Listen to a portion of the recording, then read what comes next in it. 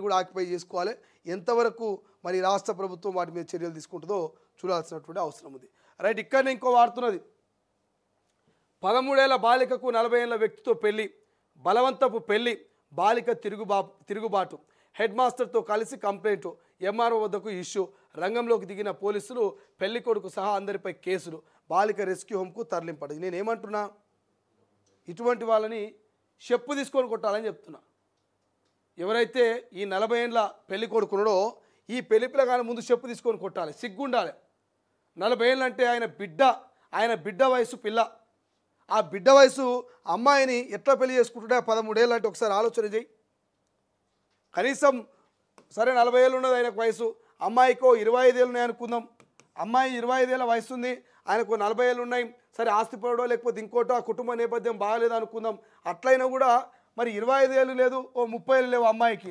ఎంతున్నాయంటే 13 సంవత్సరాలే. ఈయన వయసు 40 ఏళ్ళట.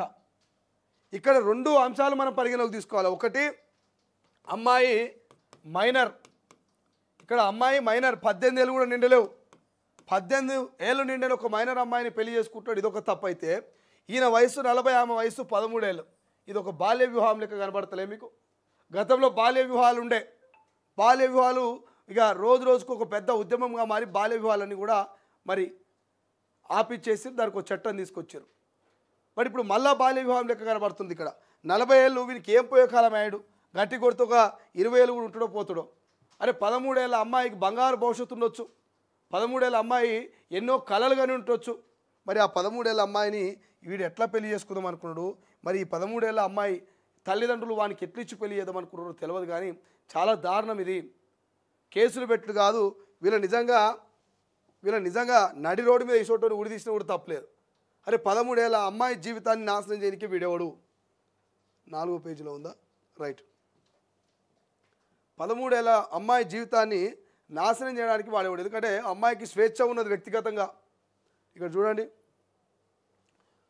ముక్కు పచ్చలారని ఓ బాలిక 13 ఏళ్ళు 40 ఏళ్ళ వయసున్న వ్యక్తితో పెళ్లి చేశారు. దీంతో ఆ బాలిక తాను చదువుతున్న స్కూల్ హెడ్ మాస్టర్ను కలిసి న్యాయం చేయాలని ప్రాధేయపడింది.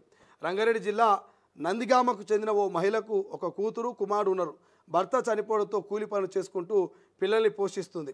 ఆమె కూతురు ప్రభుత్వ పాఠశాలలో 8వ తరగతి చదువుతుంది. కుటుంబ పోషణ భారం అవడంతో కూతురికి పెళ్లి చేసేందుకు మధ్యవర్తిని సంప్రదించగా అతను రంగారెడ్డి జిల్లా చేవెళ్ళ మండలం కందవాడకు చెందిన 40 ఏళ్లకు వయసున్న ఓ వ్యక్తికి ఆస్తి బాగా ఉందంటూ సంబంధం తెచ్చాడు.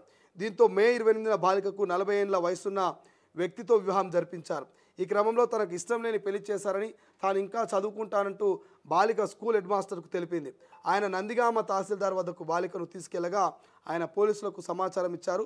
బాలిక ఫిర్యాదు మేరకు ఆమె తల్లితో పాటు పెళ్లి కొడుకు మధ్యవర్తి వివాహం జరిపించిన పూజారిపై బాల్య వివాహం నియంత్రణ చట్టం కింద పోలీసులు కేసు నమోదు చేశారు. అనంతరం బాలికను రెస్క్యూ హోమ్కు తరలించారు. సిగ్గుచేటుండాలి జనన. ఇప్పుడు మధ్యవర్తి కుదిర్చిన సంబంధం, మధ్యవర్తి సంబంధం తీసుకొచ్చినోని, ఈ పెళ్లి చేసుకున్నోని, ఈ పెళ్లి చేసిన వాళ్ళందరినీ కూడా చెప్పు తీసుకొని కొట్టాలి ముందు. ఇది ఎక్కడ జరిగింది? రంగారెడ్డి జిల్లా మరి నందిగామ దగ్గర జరిగిందంట. అంటే గీ కొత్తూరు నందిగామ శంషాబాద్ దగ్గర. అరే కొంచెమన్నా బుద్ధి జ్ఞానం ఉండాలి.